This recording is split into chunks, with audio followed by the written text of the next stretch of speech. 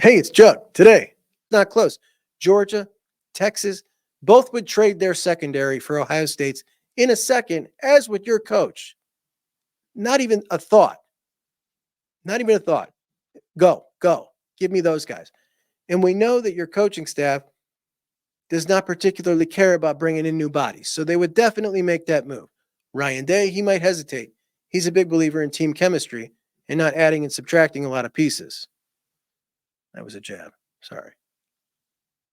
Let's get it. And I don't think he's going to throw the ball as much as he thinks he's going to throw the ball now that Chip Kelly's on board. And I'm happy about that. More quarterback.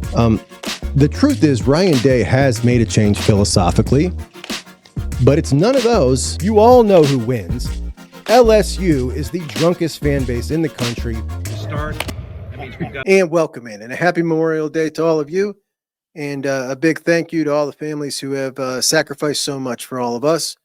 We appreciate you, and you're definitely in our thoughts today. A little bit of a different show today.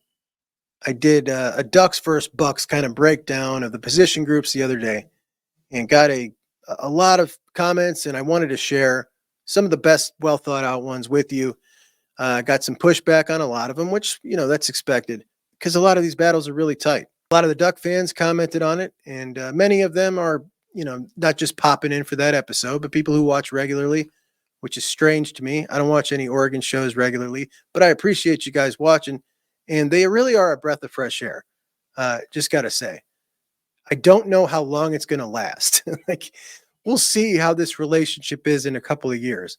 But as of now, the Duck fans have just been really cool. And I think it's fun to interact with another fan base who is, we're fixing to go to battle here for the next couple of years and be so cordial with each other and have some well thought out conversations. We don't get that. We're not used to that. So it's been pretty interesting. So let's hop it right in and get right to some of the comments here. And we're going to start with my guy, the Chocolate Chip Hoochie, which is a fantastic name. He's talking about something here that I've seen a whole lot of people bringing up lately, and that is Kyle McCord. Now, the current state of the Ohio State quarterback room, Kyle McCord is looking a little better to a lot of people. Kyle McCord in his second year, what would things look like right now? How would we be feeling about the quarterback room right now? And Chocolate Chip Hooch thinks a little differently. He thinks that he's always believed the Buckeyes did not need an elite quarterback to have a great offense. But last year changed his mind. After last year, he thought, okay, we actually do need an elite quarterback under Ryan Day to have a great offense. But he's now changed his mind again, and he's doubled down that Ohio State does not need an elite quarterback, and that with Chip Kelly and Kyle McCord, that offense would have been just fine, would have been good enough. It's an interesting point. How much better did Ohio State's offense need to be last year? You wouldn't immediately think Chip Kelly and Kyle McCord's skill set would go together good. But we do know that Chip Kelly prides himself on adapting to his talent. And we all know that he's not afraid to do things differently. And how much better did that offense need to operate to beat the national champion last year at their house? One less pick, a couple more big plays, would have changed it all. Chip Kelly could have made the difference? It's kind of an interesting question. My guess is Kelly would have definitely improved the situation with Kyle McCord last year. Definitely would have improved Ryan Day's overall demeanor. I mean, that was just bad at the end of the year. Just watching his clear frustration that he could not get through to McCord. I think it would have helped. It would have helped everything for sure. Would it have been enough to beat Michigan? Like I said, one less pick and a couple more big plays, and that game's evened up. It's plausible. It really is plausible. And speaking of the team up north, our buddy here says, with all the routine, believe me, off-season smack talk coming out of Columbus, Ohio State had better curb stomp Oregon. Statistically, there's no excuse not to. But we all know Ryan Day in big games against top 5 opponents, we shall see. Okay, so statistically, there's no excuse not to. Although we just did a roster breakdown, and I mean, they're this close. And Ohio State is the underdog in the game. So how is it statistically not an excuse if Ohio State were to lose that game? I'm going to tell you straight up. If Ohio State wins that game by 1 point, I'll be thrilled. They're the underdog. I think what this is doing is drastically underrating Oregon to even say something like that. An Oregon team who, by the way, is going to be a massive favorite against Michigan. They just are. Unless Ohio State goes out and absolutely curb stomps Oregon, which I don't see happening. A lot of our Buckeye fans do, and that's fine. And that would be great. I would absolutely love it. But yeah, I just think they're a much better team than I think a lot of folks are giving them credit for, but not Las Vegas. Las Vegas is definitely giving them credit. And the public money has not changed that line. It came out at Ducks plus 1.5, and it's hovering right around there. So the betting public, which means the Buckeyes are a couple of point favorite on a neutral field. And I think that's what we're looking at here between these two teams. But the other thing he says here is the off-season, believe me, this routine, believe me, off-season smack talk. Dude, when you own a team like Ohio State has owned Michigan for the last 2 decades, it's not off-season smack talk, okay? It's just not. You guys act like the last 3 years is just the way it's been and the way it's always been. It's totally disingenuous, okay? I wouldn't expect anything less, but it's ridiculous. All right, let's get to one of our Oregon guys, OG. OG hits a little bit on my question about the magnitude of this game from the Oregon perspective, which I was kind of putting out there. What is this? Like a top 10, top 5 game in the history of Autzen Stadium?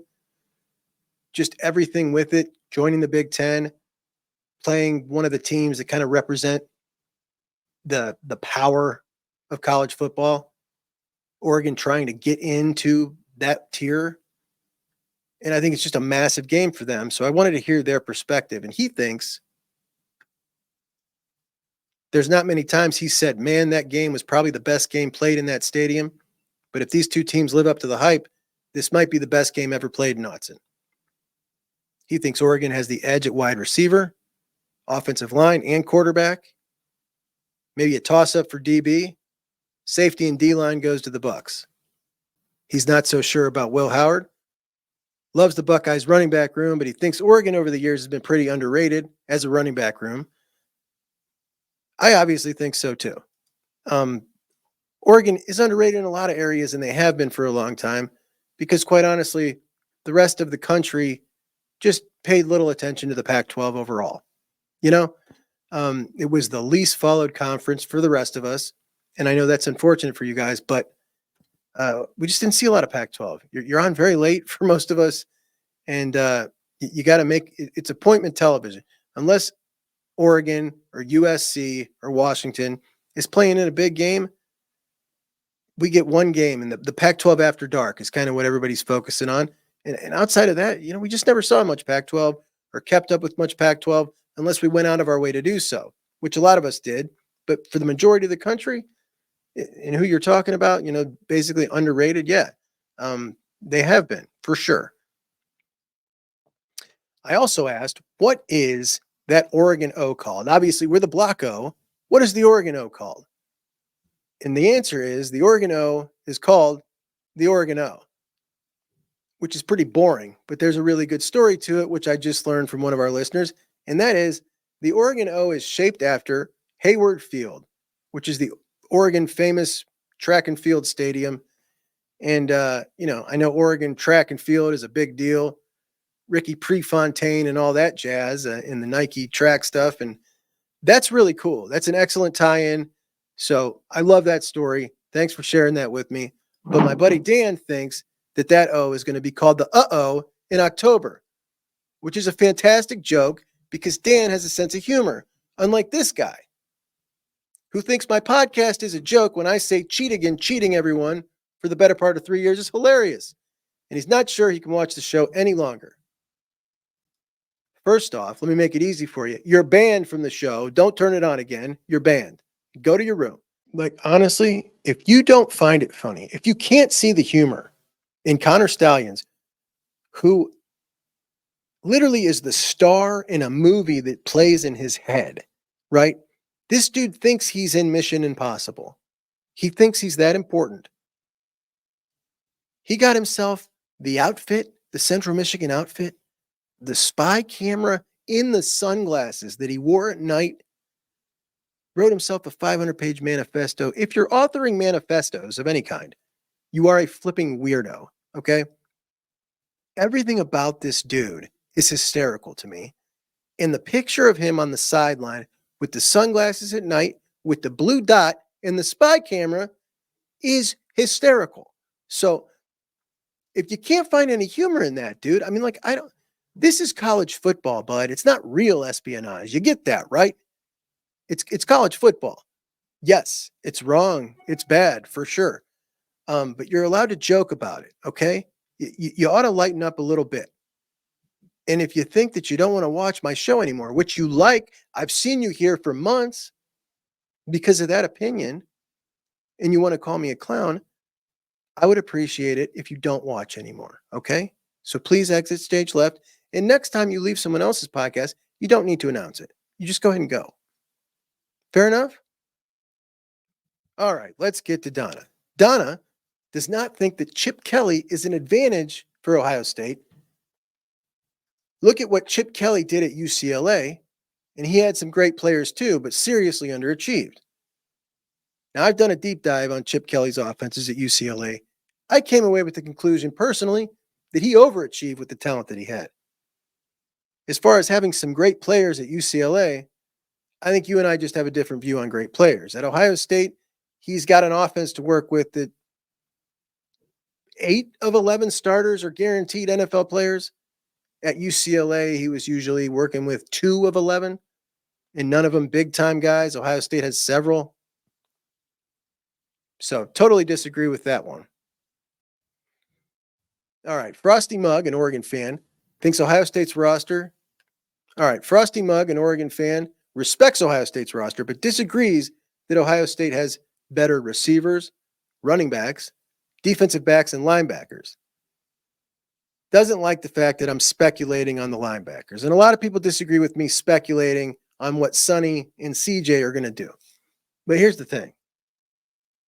When you're doing something like this, you have to speculate, because if we didn't speculate, then that would mean we are simply giving the position group or the win to the team that has the returning starters. In essence, Illinois and Georgia, we could stack them up and say, okay, Illinois has 11 returning starters on defense. Georgia has none. So Illinois must win defensive line, linebacker, and secondary because they have all these groups returning. Well, of course, we wouldn't do that. We have to speculate on what we've seen from the players that haven't played yet at Georgia. So just because Oregon has the returning linebackers and they've been solid, I don't give them the victory there. I have to look at what Ohio State has and what I know of those players and what I've seen of those players. Now, yes, it's true. I know our players better than you know our players and vice versa. And maybe I'm underrating your linebackers and overrating our linebackers because I've not seen them yet in that role. It's fair. But there does have to be some speculation. We can all agree on that. But I can tell you this. There aren't many CJ Hickses and Sonny Styles in the country. And there aren't any in the Oregon linebacker room. That's just the truth. You don't have any CJ Hickses or Sonny Styles in your linebacker room. You have a lot of great athletes, and you got 5 stars at places. They aren't in your linebacker room. At least those 2 starters are not that. There's 2 of them fighting for 1 spot. These are the 2 freakiest athletes on the defense. That's not up for debate. So is it optimistic of me to think that they're going to be fantastic? Yes, it is. Is it feasible? Yes. Those guys are both NFL dudes. A lot of pushback. All right, so our buddy Frosty Muggs thinks that the advantage on offensive line and quarterback at Oregon, which I admitted to and he agrees with, gives the Oregon running backs and the receivers the advantage against Ohio State. I respect that opinion. I think it's a fair, logical way to break that down, that because the quarterback play is better at Oregon, and we're expecting it to be, that their wide receivers will be a better unit.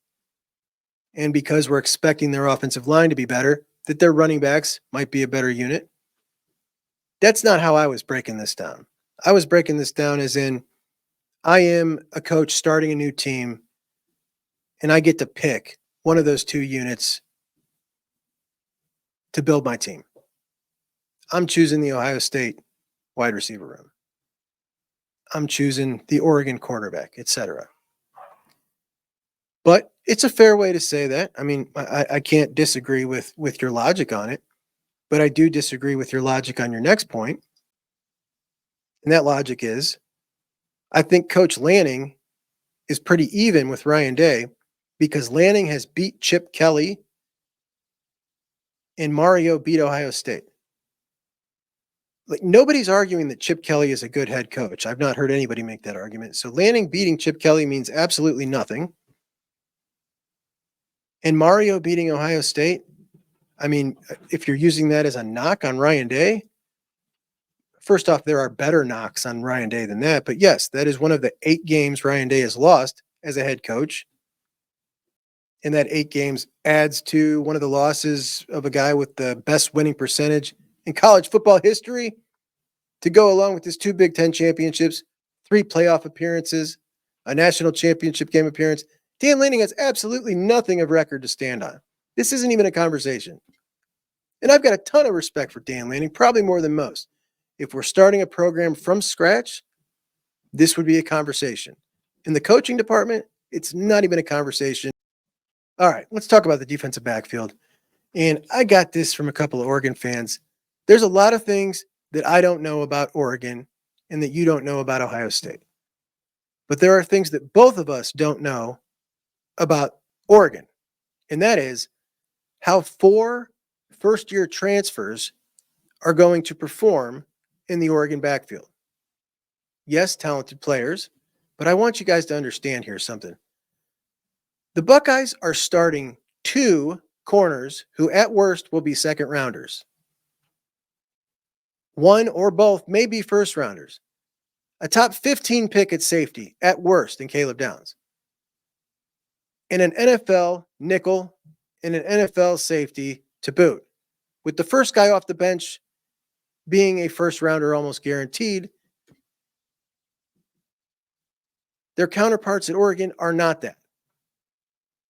Like I said, 4 guys first-year transfers. Jabbar Muhammad, really good. He's up there with Burke, no doubt. Kim Alexander, pretty darn good. Kobe Savage, Brian Johnson, these are 3-star transfers in their first year at Oregon. All the guys from Ohio State are a bunch of vets who just led a top 3 defense with Caleb Downs and Jermaine Matthews now. Most of you said you thought I was pretty fair with my analysis. I don't think you're being fair when you're trying to compare these 2 groups. They're not particularly close. It's not close. Georgia, Texas, both would trade their secondary for Ohio State's in a second, as with your coach. Not even a thought. Not even a thought. Go. Give me those guys. And we know that your coaching staff does not particularly care about bringing in new bodies. So they would definitely make that move. Ryan Day, he might hesitate. He's a big believer in team chemistry and not adding and subtracting a lot of pieces. That was a jab. Sorry. All right, what's next? Here's another one of our geniuses. Worry about Michigan first. Now, apparently, this guy doesn't know how to read a calendar, because if we worried about Michigan first, that would be a problem. As the Oregon game, of course, is game number 6. Michigan is the last game of the season. Matt Hoffman, he doesn't know why, but he feels like Lanning is a little overhyped. Seems like he pulls in a high volume of Tier 1B or Tier 2 players. Doesn't really get the big ones. This could change. But until it does, he's not as all in on Lanning as some. I think that has been a pretty fair assessment when you're comparing them to Ohio State or Georgia when it comes to recruiting up until last cycle. Their per player average, which is kind of how you judge the high quality players they're bringing in, was 5th place last year. Georgia was 93.61, Alabama 93.12, Ohio State 92.79, Texas 92.37, Oregon 92.19. Now, those 5 were a pretty good clip above everybody else. Everybody else, look, LSU, Clemson, Florida State, they were all 90 point, right? So Oregon, substantially above teams like LSU, Clemson, and Florida State for quality of players. That's very impressive. That's a place they've not been before. When we look at this class after this cycle, definitely not going to be the case that they are even in the stratosphere of a lot of the big name teams. They're going to be up with Georgia and Ohio State. That's just what it is, man. That's how good they're recruiting now. It's a machine. They currently have a machine set up with recruiting. We're going to see that per player average not beat ours this year. We're going to have a particularly good year. I think we're going to win the recruiting crown. But if they are 2 or 3, yeah, it wouldn't surprise me one bit. If their per player average is above LSU, Texas, even Georgia this year, I wouldn't be stunned. They're in on some of the very best of the best. And a lot of those guys really, really like Oregon. And, they got some advantages working for them now. And I'm not knocking them for those advantages. They're using their money like I would want Ohio State to use our money. And let's not forget, schools like Ohio State and Georgia and Texas have always enjoyed advantages that schools like Oregon have not had. For one, when we talk about Ohio State and Georgia, they are both in talent-rich states with tons of history, and they're the number one show in town. There's not really a competitor. LSU, the same way. So those are all advantages. Ohio State, Alabama, not so much Alabama. They got to compete with Auburn a bit. But Georgia, LSU, those are advantages that they've all enjoyed. So I don't knock Oregon when I'm talking about the money. Like I know a lot of people just they don't like that factor and they kind of knock the program or pretend like it's less than because they're spending the money. That's how the system is now. It's something we're all going to have to get used to. It's just part of it. And again, they've had a really crappy disadvantage, which I will share. Matter of fact, I'll share it right now. Listen to this.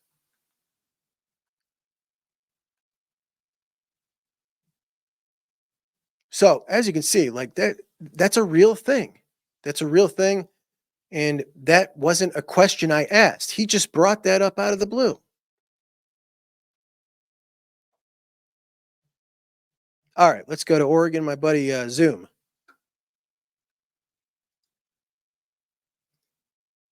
All right, my buddy Zoom, Oregon fan. You forgot Noah Whittington is the running back for Oregon. Yes, I did. He was ahead of Bucky Irving. Sat out spring practice. He'll probably be 1A or 1B. He still agrees that Ohio State has a better overall running back room, but would probably go with Oregon's wide receivers, but that could be his bias. He hopes the game comes down to how the quarterbacks perform. I'm sure you do, buddy. I'm sure you do. And that's a cool dude right there. Very fair guy.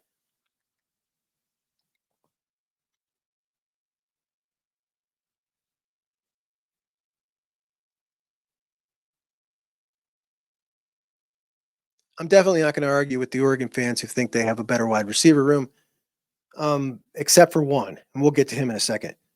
The Oregon wide receiver room is excellent. It really is. But my expectation is that Jeremiah Smith will be the most impactful wide receiver on the field by the time that game plays. And probably every game for the rest of his career. I just want you guys at Oregon to imagine this because we've been through this, okay? We've already been through this, like the awe of this, the no, this can't be, and now the acceptance. Imagine Calvin Johnson as a freshman at Ohio State. That's who this guy is. It's just what it is. I know it sounds ridiculous because you haven't seen it yet, but that's just what it is. Now, how do we know it's that big of a deal? We've only seen little clips, right? Physical tools.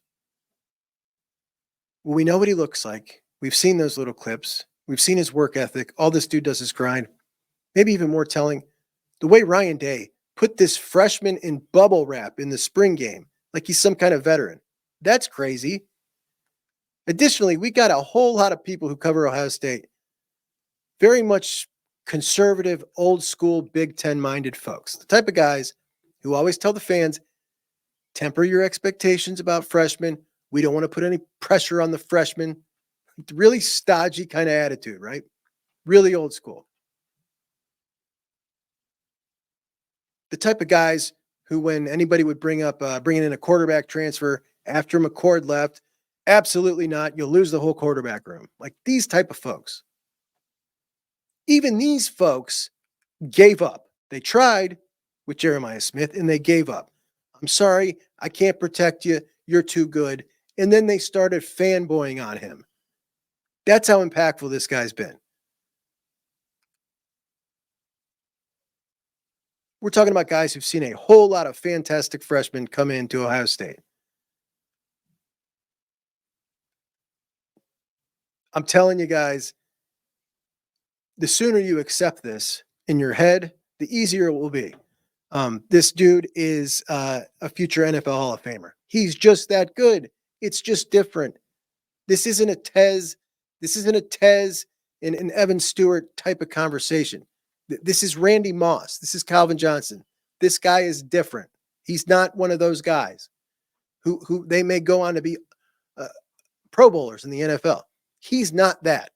He's a Hall of Famer. I'm telling you, the dude is just different. He's an alien. All right, then we got my buddy 1876 who appreciates my fair Oregon breakdown.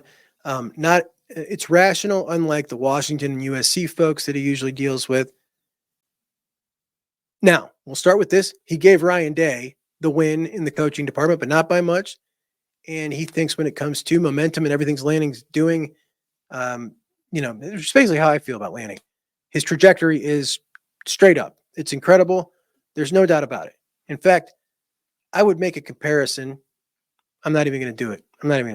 Forget about that. The point is, yes, I agree with that. Now, when we go to wide receivers, I take big issue with our guy here. He ranked the wide receivers like I did. And I could totally understand when people get irritated with me, and a lot of the Oregon guys did, that I've got J.J. Smith as the number one wide receiver. And I've already said today why that is. Like, he's just that dude. You just don't know yet, and I get it.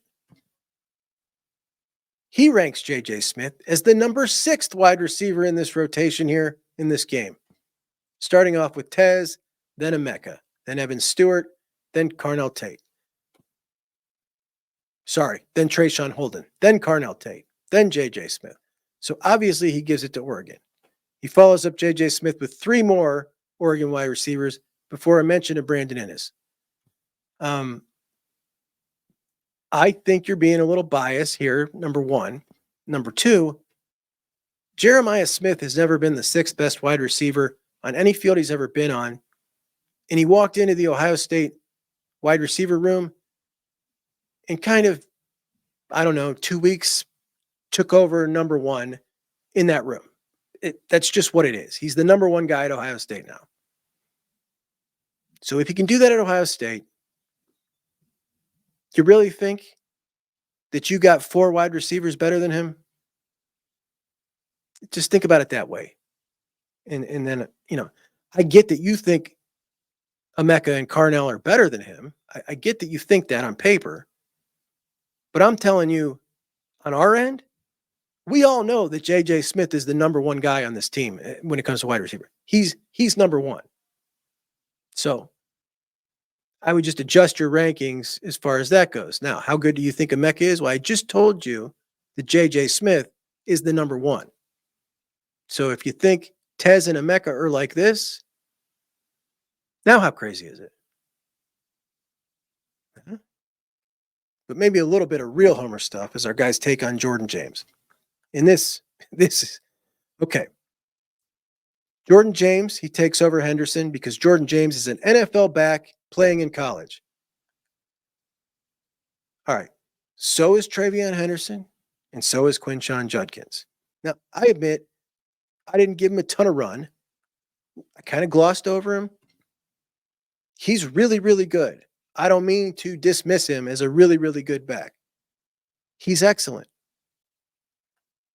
Our guy goes on to say that Quinshon Judkins' skill set and ability is better than Travion's. I just don't think you're aware of how special, and maybe a lot of you aren't, of how special Travion is. And a lot of that is his fault, not his fault, but a lot of that is his injuries, and he's not been able to showcase it a ton. But Travion Henderson is a guy who can do all the stuff that those guys can do, and also can change the game at any point by hitting a home run. This run's great. So he gets slowed down breaking a tackle. Dude's got the angle on him, and he beats the angle so bad that the guy's diving just to get a hand on him. The suddenness with which he hits that speed, he's a total difference maker, and he's very, very rare. There are a few Jordan Jameses and Quinshon Judkinses in college football every year. Very, very few Travion Hendersons. This is a rare, rare cat.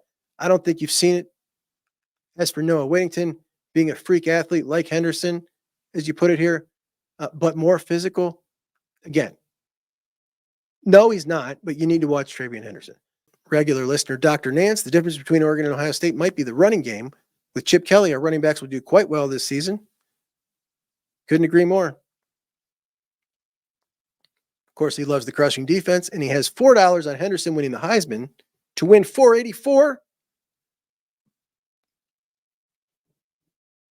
That's a hell of a payoff, man. That I think I can risk $4 on that one. And guys, don't forget my bet of the year.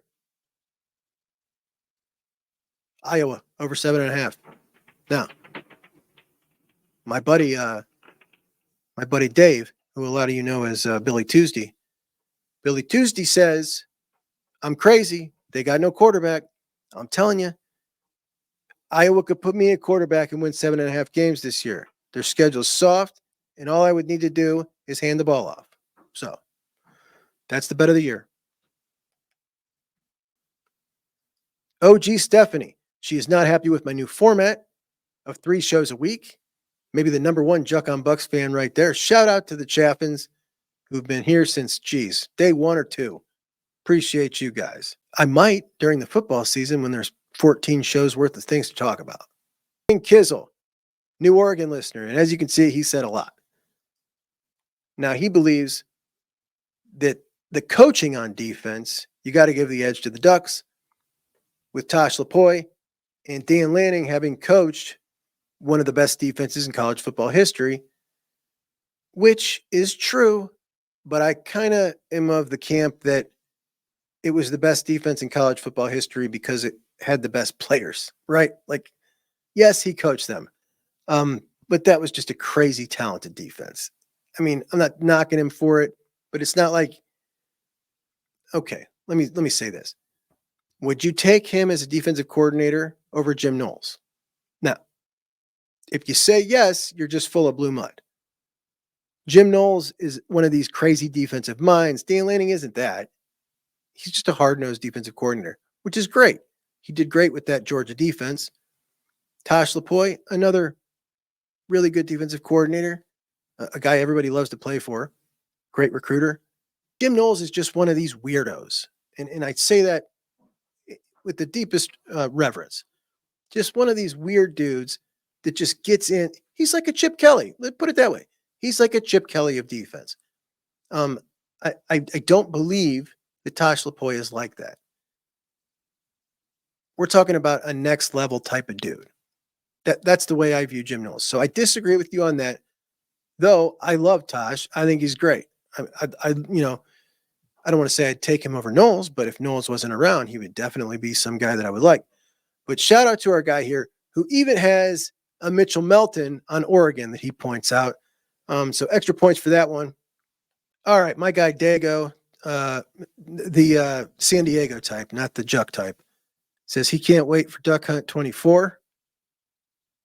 And he points out to me that I, once again, said Denzel Ward instead of Denzel Burke, which is something that he and I have talked about before. What are the odds of 2 dudes named Denzel, just a couple years apart, playing the same position at a school like Ohio State? It's got to be 1 in a million. And Denzel's not a common name.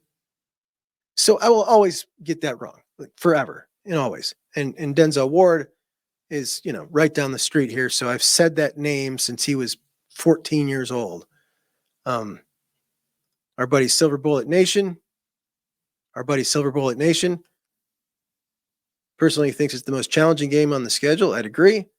Talent wise, they are close to us, but the environment will be a really good test. He feels better about having our vets back. Looks forward to this battle. Thinks our running game can wear him down. I mean, that's something we haven't seen in a long time, right? I mean, we got faith that that could be something that we see. But when's the last time we saw a running game grind out an opponent of equal talent? It's been a good while, man. It's been a good while. Yeah, I'd have to really sit down and think about it. Can we do it? I mean, we're capable. We have the bodies and the guys to do it. But boy, it's been something we haven't seen, and it's also it would be great. Man, would that be fun? I really miss teams that can do that. So that would be awesome. Here's our buddy Mello. Quincy Porter over Jamie French every day of the week. Quincy Porter, of course, a wide receiver from Bergen, New Jersey. All right, we got a new Juck on Buck feature. I can talk during the video now. You can see the speed off the line here. You can see the size. Look at the concentration. Great hands. Again, Bergen Catholic, New Jersey. We're playing really good competition in New Jersey here. You don't generally expect a guy this size doing this, but he does it great. Obviously, really quick. Got a little attitude about him. I really like this guy, man. Part of the reason I like Jamie French was his attitude, so, 1-to-1 here. Jamie French's attitude got a little too much for me. That's some really good change of direction for a guy that size, and look at the physicality. That's what I want. Yeah, you're going to need to wrap him up. Young buddy got an earful from the coach. Is there anything more frustrating than when your guys try to make a hit like that and miss? Like, if you're going to do it, you better be successful.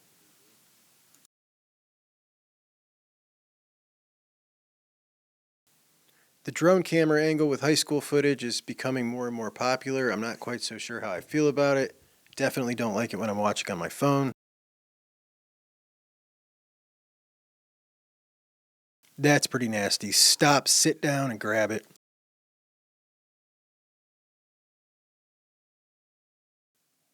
This poor kid covering him is about 5'7". He's got kind of a short stride for a guy with such long legs. It's a pretty interesting running style there. Oh, these dudes are playing at MetLife. This must be the state championship.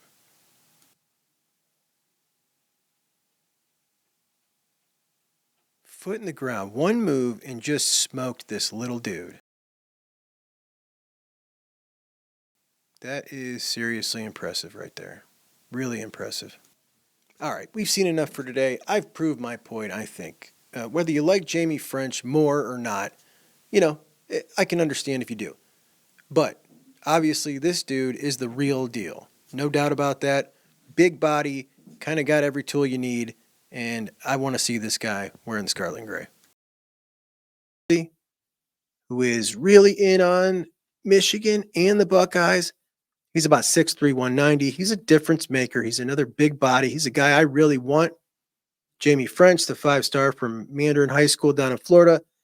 A guy that every once in a while, well, not everyone, every single class, we hear about a guy early at wide receiver that Heartline's in on. And all of a sudden it becomes the guy that we just can't lose. Jamie French can go ahead on. Okay. I'm with Mello. Give me Quincy over Jamie French.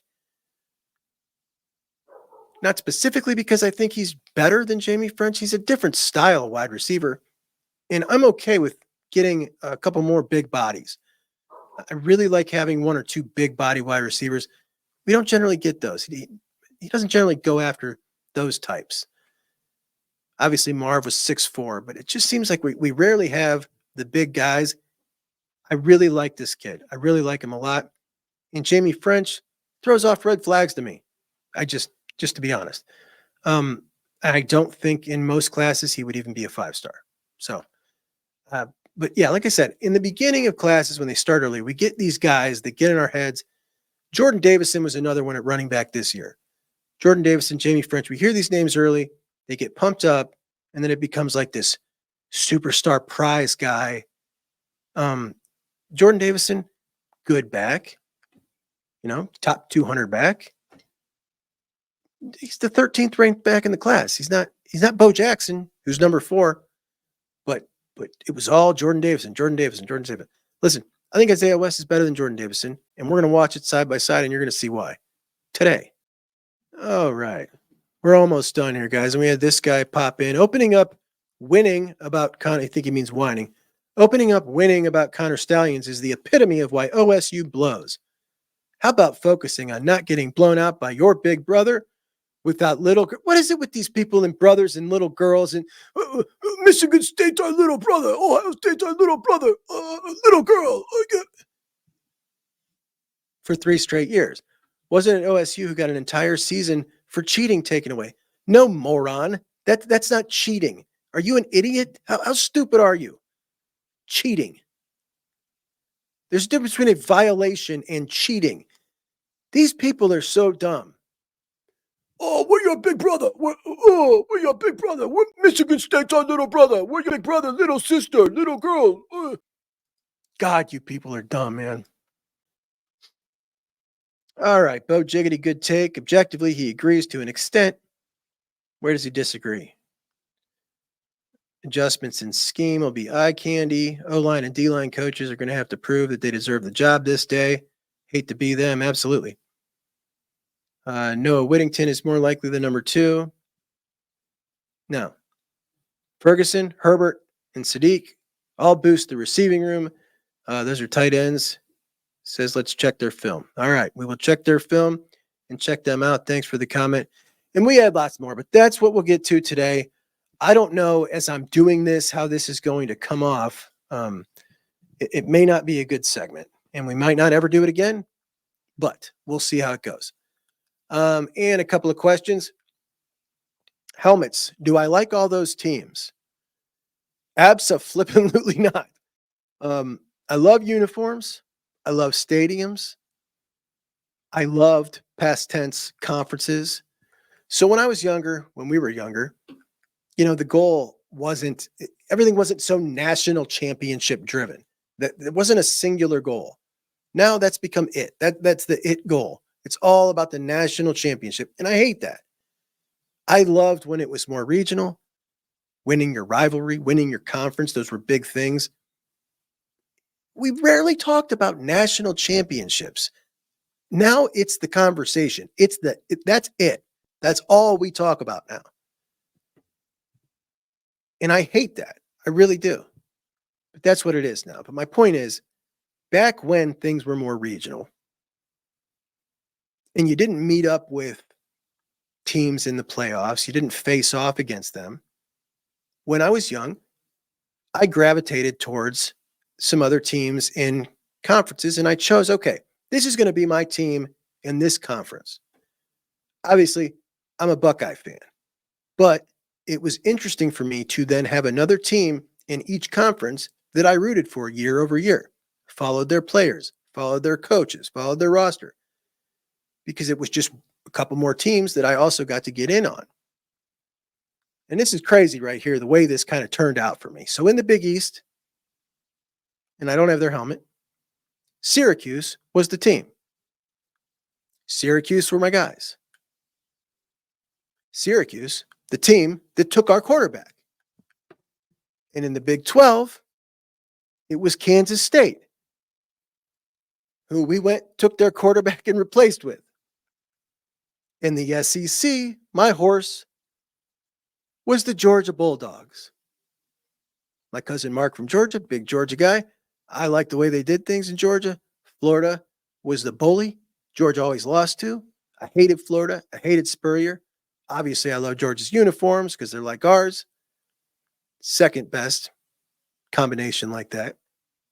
Did not know they would come to be the number 1 team in the country, a big behemoth program, and the guys we're always looking to take out.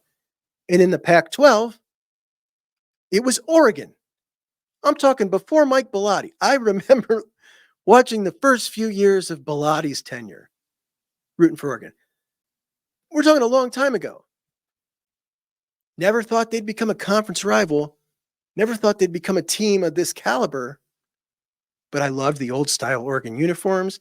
Green's my favorite color. They were my dogs. And like, if you look here, let me show you this here. But as you can see, that is the top 3 wall right there. Texas isn't over there because I don't want to move one of those Buckeye flags. I like the way they look there. But, those are 2 of the teams I rooted for. So, all right. So a couple of those helmets. LSU, really unique program. Cool fan base. I love the way they support their fans. Like their uniforms a lot. Love Tiger Stadium. USC, absolutely hate everything about USC. I've got nothing nice to say. Auburn, I kind of dig Auburn's fans. Smaller school. It wasn't, they were always the kind of looking up to Alabama, and I can respect that. So, I kind of like Auburn. Love their uniforms. That's a top 5 uniform for me. Washington, never been a big fan. I rooted for Oregon when I was young, so I obviously didn't like Washington so much. But they had Don James, who's from right down the street, coach at Kent State. So really respected that program a lot. Texas, absolutely no respect, can't stand them, hate them. Florida Gators, same way. I like the Dogs. Michigan State, obviously I rooted for Michigan State a lot over the course of time when D'Antoni recruited a ton of Ohio guys. I always rooted for him back then against pretty much most everybody else in the Big Ten. And then he started beating us. Well, that wasn't so fun anymore. Penn State, got a lot of respect for the Penn State program. I like their fans. I think it's a good fan base. They really support their team. And that's kind of how I judge a lot of these. Nebraska, absolutely love their fan base. Not only are they really great people for the most part, they've been through all this crap and they still support them so hard, generally with a good attitude, which I don't feel like we would feel. Florida State, I've had poor interactions with Florida State fans. In person, don't like them at all. Not a ton of history at the school prior to Bowden doing maybe one of the most ridiculously awesome things ever when he went I don't remember how many years it was finishing the top 5, but so impressive. And when we talk about national championships, because this is all we talk about anymore, Bobby Bowden was unbelievable. He only cashed in twice. It's incredibly hard. It takes a lot of luck. Bobby Bowden was great. We just put so much value on the national championship. It shouldn't be that way, but that's what it is. I love Chief Osceola. I love Renegade. I love the Spear. I really like the Doak. It's a good stadium. Not crazy about the fan base. Oklahoma. Now, I got mixed feelings about Oklahoma. In one way, I dislike the way that Texas gets all the shine publicly. And Texas in that rivalry, that your average Joe would think that Texas is the guy that wins that rivalry. They would think that Texas is the man in that rivalry. They're not. Oklahoma is the much more successful program. Oklahoma, the 5th most successful program in the history of college football in the Juck on Bucks poll. Texas, the 8th. Texas, Texas is still behind Nebraska. After all these years, Nebraska's been just a total crap show. But what I did, so I sympathize with Oklahoma about that. I don't like that. I think that people should understand that Oklahoma is the man in that rivalry. Oklahoma with 7 national championships. Oklahoma with way more, conference championships, everything, Heisman trophies. Oklahoma is the one that's the man in that rivalry. But most people would think it's Texas because for some reason, Texas gets all this shine. What I don't like is Oklahoma's very much like Michigan in the fact that they can't be Oklahoma football without Texas players. You feel me? I don't like that. Very much the way our rival can't be who they are or never would have been who they were at any point in their history without Ohio players because they can't produce them themselves. That's weak. That's soft. Alabama, don't like Alabama. However, pleasantly surprised every time. I went to 2 Alabama national championship games, one against Notre Dame, that was in Miami, and one against Georgia, that was in Atlanta. Both times I came away very pleasantly surprised with the Alabama fan base, at least the ones who have the money to go to national championship games, right? Like, I get it. That's a very different sect sometimes than a lot of than you'll find at a regular game. Those tickets are stupid, like they're like $2,000 a piece. So I get it. Maybe different, maybe doesn't totally represent the average fan, but I can tell you this. I know a lot of Notre Dame fans around here. The sect of Notre Dame fans that travels to the national championship game, they were horrible. Just arrogant, egotistical jerks. They were just rude. They were, in the Alabama ones, by comparison, were fantastic. So props to them. But I've had a couple bad interactions on the internet with some. But all in all, pretty good fan base. I like them. Obviously, a fantastic program. Number 2 in the Juck on Bucks poll. Tennessee, number 10 in the Juck on Bucks poll. Tennessee fans are the most delusional fans in the country outside of Michigan, which I don't know. Can we still call Michigan fans the most delusional fan base? They actually did win the national championship. I'm still going to go ahead and say yes. But Tennessee, man, Tennessee's close. If you've never interacted with Tennessee, like they really think that they are like, top 3 program in college football history. Like they really have this delusion of grandeur about Tennessee football, which I have a lot of respect for Tennessee football, but it's not what they think it is. It's just not. And they think that we all think that it is too. They're crazy. They're kind of bonkers. And again, I'm just talking about the vocal ones that I talk to and hear from. And that may not be the way most of them feel, but there's a whole lot of them that feel like, what, how when we think, and granted, we're very arrogant with this, but how we think, why would that receiver not want to come to Ohio State? Like, that doesn't even make sense to me. Like, Tennessee feels the same way. Tennessee's in on it with David Sanders. If David Sanders chooses to go to Ohio State, they're going to say to themselves, why in the hell would he go to Ohio State and not Tennessee? Like, that's what they feel of Tennessee. Nobody else does. And finally, Wisconsin. Well, did I do Georgia and Oregon? I already made it clear.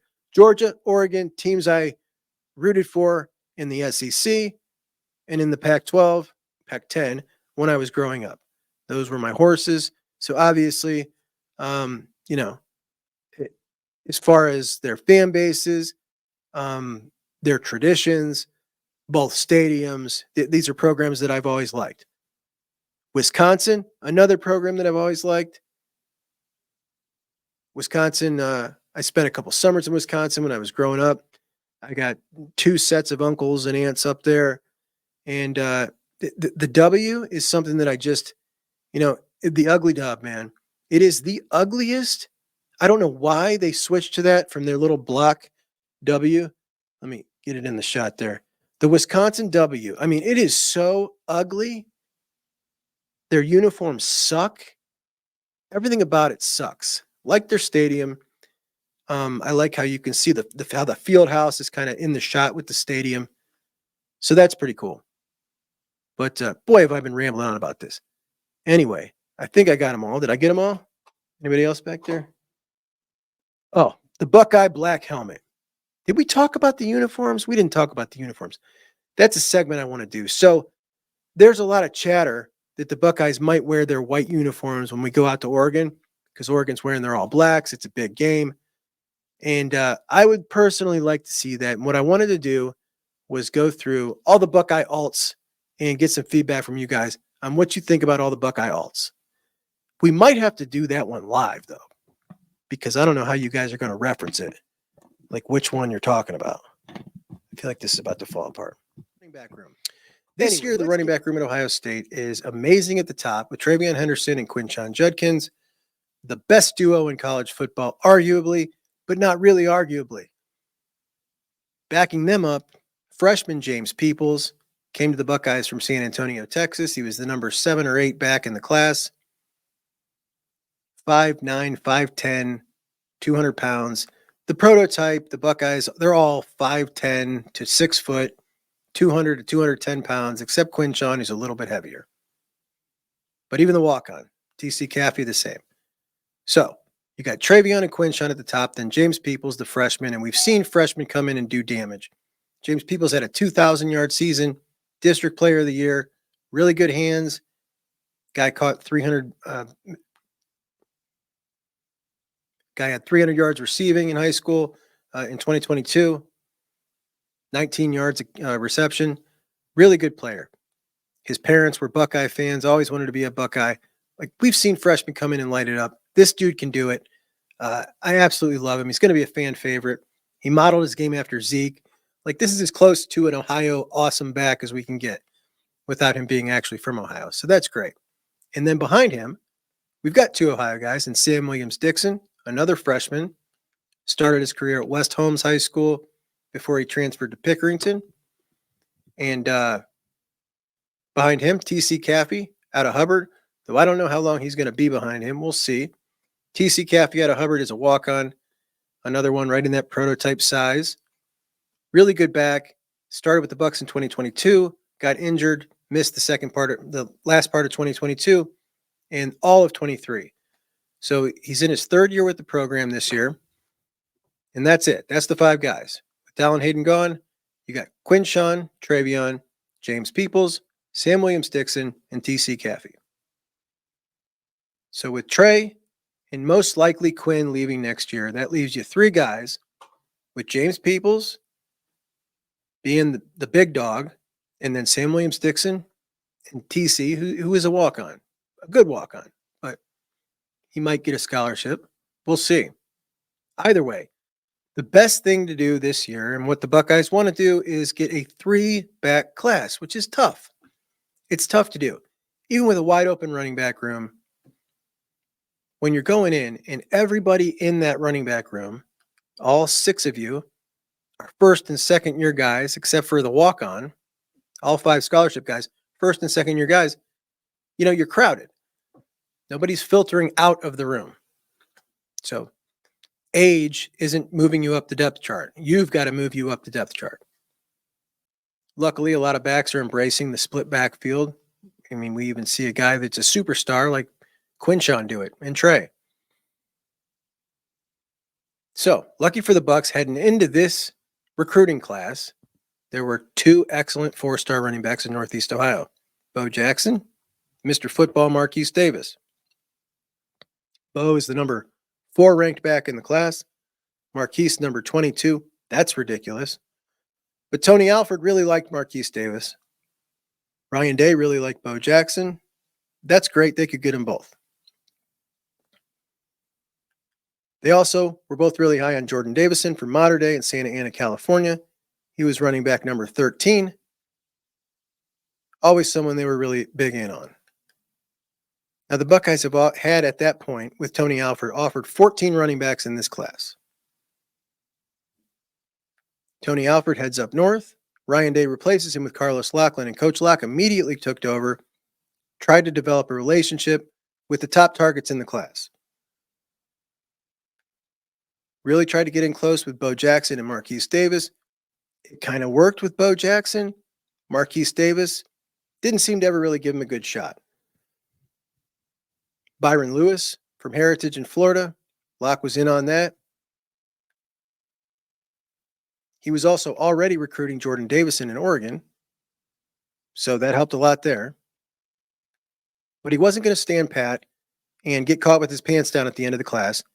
So he went out and offered a couple of other guys that he had previously been in contact with while at Oregon. One of those guys was De'Aaron Hill, top 100 back from Illinois. He has since signed with Oregon. Another one was Shakai Mills-Knight, a big bruising 3-star from Tennessee. He's kind of an Auburn lean at this point. Seems like he really wants to play in the SEC, and he's getting a lot of love, more so than he would be at a 3-guy class at Ohio State. And he seems to be reciprocating that love. Anthony Rogers from Alabama. He's an Alabama commit, currently at IMG. Coach Locke offered him as well. He'll be up for a visit soon, as will Shakai Mills Knight. Marquise Davis seemed to really value his relationship with Tony Alford, and he flirted with Michigan for a while before he eventually committed to Kentucky. Then we got news that the running back that was already in Kentucky's class got an offer from Carlos Loughlin, and my initial reaction was, I know we won a three-man class. At the time, it certainly felt like Jordan Davison out of Mater Dei was close. Bo Jackson, Philly Angeles St. Joe's was close. They were both leaning Ohio State. And maybe this guy was the third guy coming in from Kentucky. Maybe that was the plan.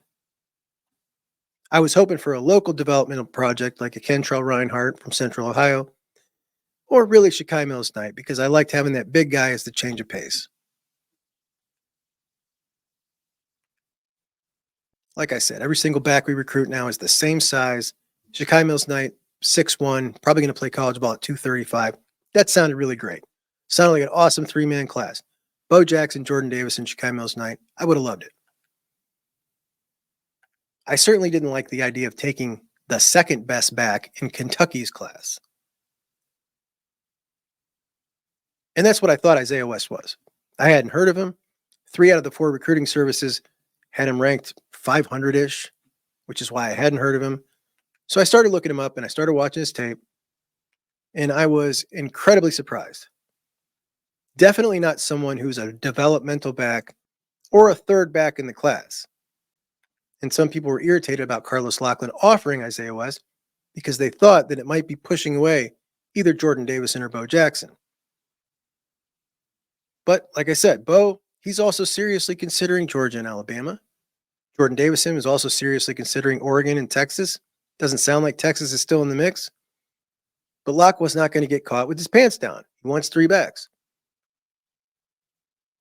And he couldn't risk not offering Isaiah West when he knows Isaiah West is not only interested, but has the skill to be a feature back. And boy, was Isaiah West ever interested. It seemed like immediately after Locke offered him, or we heard about that offer, which I guess was actually before we heard about it, Isaiah West was decommitting from Kentucky. Isaiah West is a feature back. This guy is every bit the talent that Jordan Davison is. In fact, 247 has them rated number 13 and 14, essentially identical. The other services, they're not hip to him yet. Bo Jackson has elite speed that neither of those two have, or James Peoples. Just a different level breakaway speed. But Bo's also not as polished of a running back as some of those guys too. But the thought of having Jordan Davison, Bo Jackson, and Isaiah West in the same class, absolutely incredible, guys. Absolutely incredible. Anthony Rogers comes up soon to visit. So does Lewis from Heritage in Florida. And it's great that Loughlin is keeping those visits up. But I think those guys are locked in. I don't think Lewis is leaving South Florida. I do think that Isaiah West ends up in this class, and that's fantastic. I also think Jordan Davison ends up in this class. Bo, the home run hitter, who knows? But we'll find out before the season. But Isaiah West, the guy that I think is most likely to give us the good news first out of all these guys, he's a powerful, powerful back. Ton of yards after contact. The kind of guy I've been missing for a while. His acceleration after he gets slowed down, it's unique. It's really, really unique. Super athletic, 34-inch vertical, 10-foot, 2-inch broad jump. Incredibly hard to bring down. So I wanted to take a look and kind of go through Jordan Davison and Isaiah West highlights, because I think these guys are 2 guys we're likely to wind up with in this class. Bo, I don't know. But Jordan and Isaiah, I do think so. So I cut up a little highlight with Jordan Davison and Isaiah West back to back so we can kind of see them and compare them one right after the other. Let's take a look.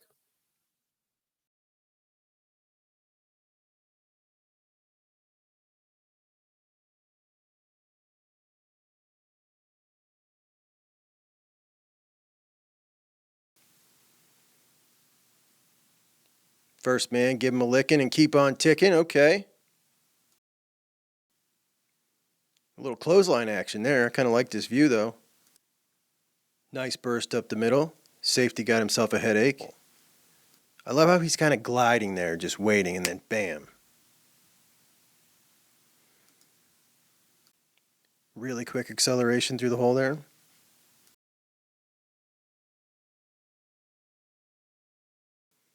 He delivers the blow. He does. We really need more of this view at the high school level. Another clothesline. Bishop Gorman. Again, these weasels. Some power, man. The dude's got power. Definitely worth noting. We're playing against some really top-level California competition here.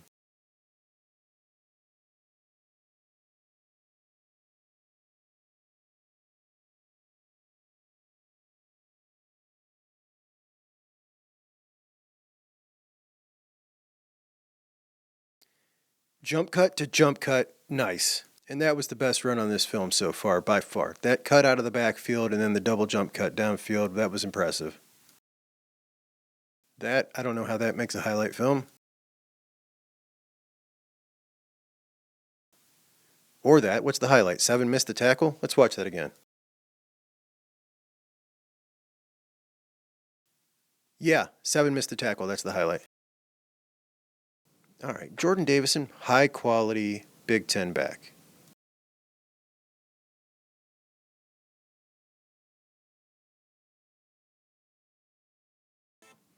And we got Isaiah West coming up here in a second.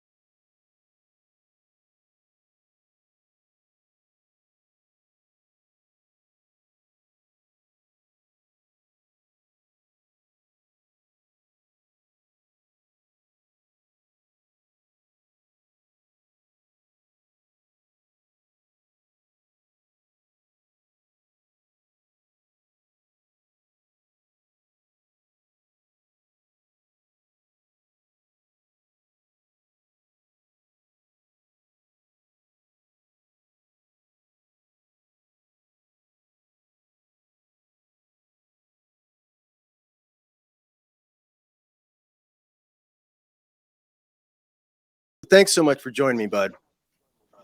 I appreciate you. It's good to be here.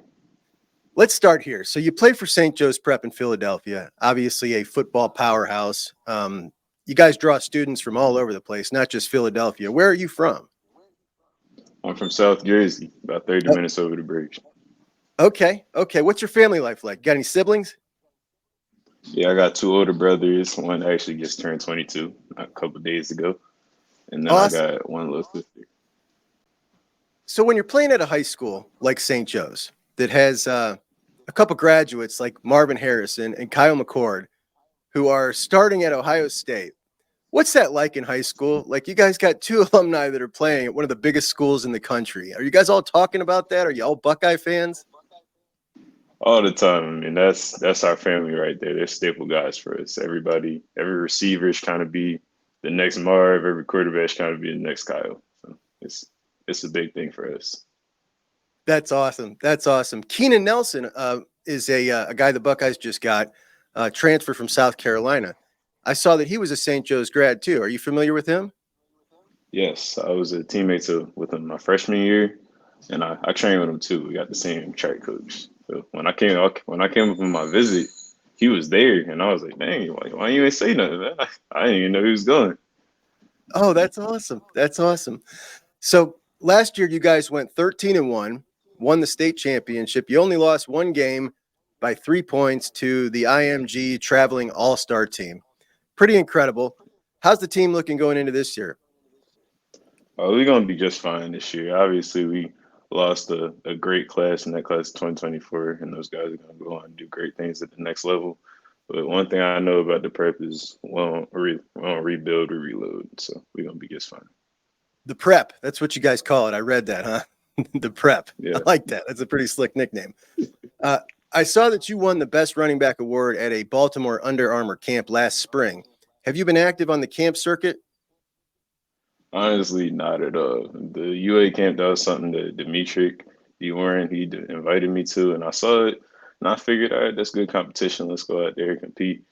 Ended up being a good day for me. Yeah, you look fantastic. I kind of want to get into the recruiting process with you. I've been a recruiting dork for a long time. And when I look at your measurables and when I look at your tape, I feel like you've been incredibly underrated by three of the four recruiting services. I didn't know about you until Ohio State offered you. What is your opinion on kind of the recruiting services and do you feel like you've been underrated, overlooked? And, I mean, I don't really see it that way. I don't really look at the stars or the rankings or anything like that.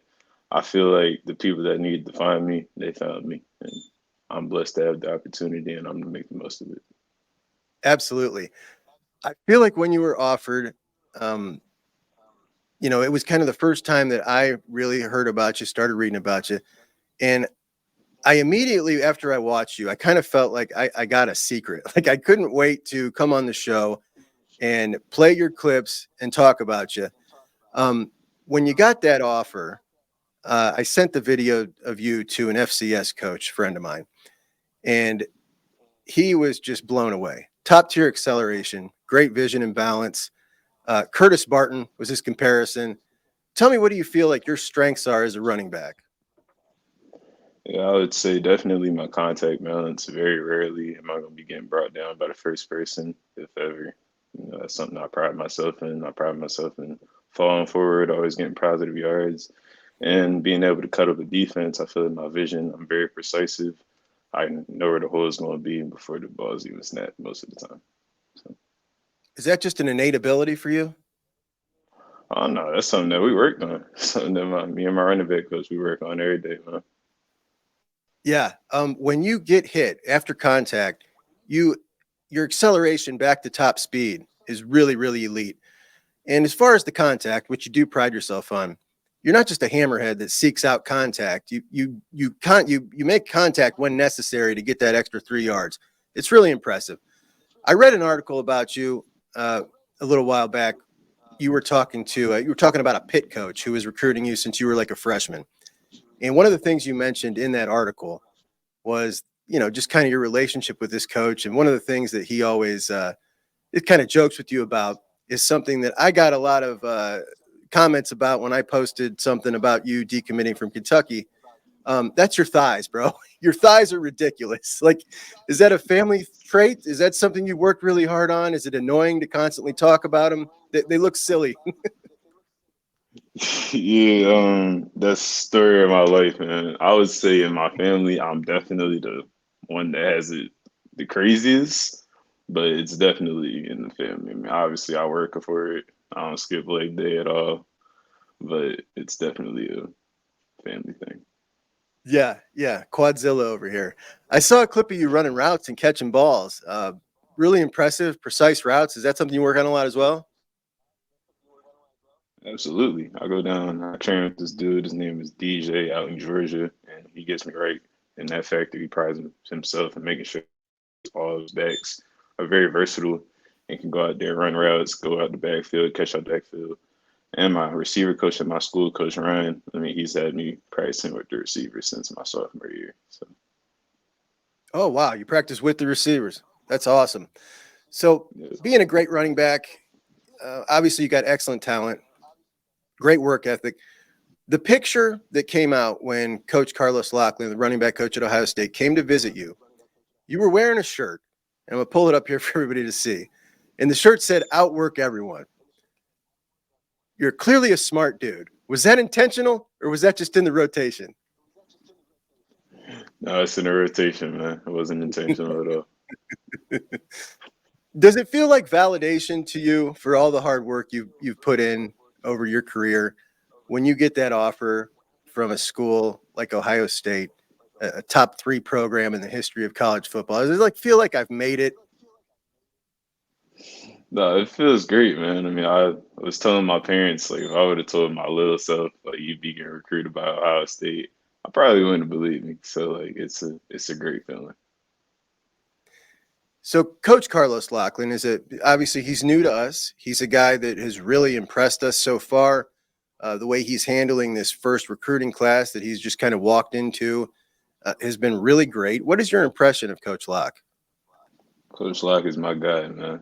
We started talking when he was at Oregon, but back at Oregon, I mean, obviously that's across the country, so he didn't want to offer me there. As soon as he got to Ohio State, he made it real clear. He called me. I was at school, gave me the offer back in April, and he's a great dude. I love him. That's awesome. So here in Ohio, we're really familiar with Kentucky, the staff at Kentucky. It's very heavily Ohio influenced. Their recruiting strategy is very much Ohio players. When you committed to Kentucky, what was it that made you want to commit to them? What is it that you see in Kentucky that you thought, like, that's where I want to be? Yeah, one of the biggest things that made me commit to Kentucky was just that whole factor of playing in the SEC. You know, I've always wanted to play in the SEC up against some of the best of the best. That's one thing that my parents really prided in me. You know, they would tell me all the time, like, all right, Zay, you good in Jersey, but are you good in Florida? Are you good up against some Georgia boys? Are you good up against the other talent around the world? And so I really wanted to be a part of that, you know, play in the SEC. It seems like when Ohio State offered you, you were pretty much immediately, like, very much into Ohio State. What has your opinion been of Ohio State all your life as a kid growing up? I mean, that was one of my dream schools. There's no other way to put that. Ohio State has always been highly regarded for me. Absolutely. So you guys came up, you and the family came up and visited pretty quickly, stayed over the weekend. Tell us about that visit. It was a great visit. First person I talked to, we come to the building. I talked to Coach Day. Great dude. I feel like he honestly gets a bad rep. I thought he was a really cool guy. He was one of the first coaches that I talked to that spoke directly to me and not like to my parents. Of course, we toured the facilities. It's amazing. They have everything that you can think of. Got to sit down with Coach Locke, a little bit of everything. It was a great visit. I think so. You say Coach Day, you think he gets a bad rep. I mean, this is something it's kind of a theme I've had for a little while here. But I totally agree with you. But it's interesting that you say that's like, what is the rap you feel Coach Day gets? Like, what do you hear? I feel like I hear that people say he's not the most pleasant guy. You know, I feel like I've heard that he's not like the best guy to talk to, but I didn't get that at all. Okay. Like, That's interesting. Yeah, man, I really feel like the guy is definitely, I feel like he's a top-notch coach. And this particular season, I think everybody's going to find that out. So you get back from your visit. It's not long after that it breaks that you have decommitted from Kentucky. What all led into that decision, and how hard was that for you after having a relationship with them all this time? It wasn't easy at all. I mean, this is a school that invested in me. They took the time. They took time to recruit me when they didn't have to, and I really appreciated that. So making that phone call wasn't easy, but at the end of the day, I got to do what's best for me, and I felt like it was in my best interest to explore other options. So you still have the official scheduled with, or you're officially down to Ohio State and Kentucky, or is there anybody else that you're considering? It's Ohio State in Kentucky. Okay. Do you know about the time frame of when you're going to make that final decision? I'm looking to do it after my official. So I have my June 7th official visit to Kentucky, and then I got June 14th. So right after that, that's when the decision will come out. Have you talked to any of the other guys that are in the Ohio State class of 2025? I haven't. I haven't actually. Great group of guys. I think you're not in the class, but I think I've had about 5 of them on the show. I think it's a really special class. I'm a huge fan of yours, no matter what you choose. I did a show yesterday, and I was talking about you just yesterday. But there's nothing like Ohio State. I wish you a ton of luck on your decision, man. Thank you so much for joining me today, and I really appreciate you, bud. Thank you for having me on. It's good to be here. Isaiah West, thanks for coming on the show for one. What a cool dude. But I'm telling you, man, you saw from those highlights there, what a tough guy. That's a tough guy to bring down. I love that kind of toughness. We know Carlos Loughlin wants that kind of toughness out of his running backs. I really feel like this guy has been slept on, and I'm telling you, I think he's going to be something special. I said it the other day. I wouldn't be surprised at all if year 2, it was him carrying the load with James Peoples, getting the majority of reps. That's just the kind of dude he is. He's ready right now. And, I like a lot of the backs in this class. This dude is one of my favorites. I mean, he's one of my absolute favorites. I can't wait to see him. And obviously, a really smart, really hardworking, great young man. And I am so excited to get him in this class. And I really appreciate him coming on. I hope you guys all enjoyed that. So that'll be it for us today on the show. I appreciate you all as always. Look for us on the podcast format if you're out and about.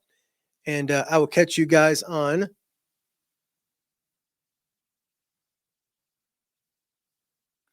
Thursday. Yeah. All right. So I'll talk to you guys then. Juck and Bucks out.